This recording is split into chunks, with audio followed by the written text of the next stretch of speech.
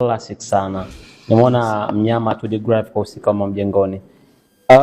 Link up na kufanya kazi na director Nexus, tunamzungumzia 2D ilikuwaje? Kuweza kumtrust kufanya kazi. Nafikiri ni kazi ya pili unafanya naye au kazi ya tatu? Ya, ni kama kazi ya pili ninafanya na yeye kwa sababu 2D mimi nilikonektiwa na mtu.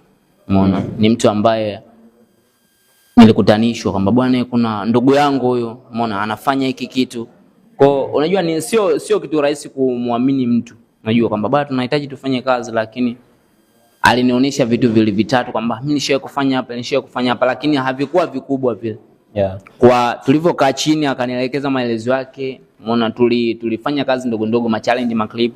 Kwa nikaona mbona kama ndugu wangu ana uwezo wa kufanya kitu, umeona? Kwa hiyo ikabidi nimbalike bwana, tufanye kazi ya kwanza. Tulifanya kazi ya kwanza, haikuwa kubwa sana hivyo, lakini iliniridhisha.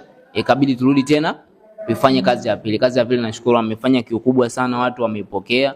Nashukuru inafanya vizuri sana. Na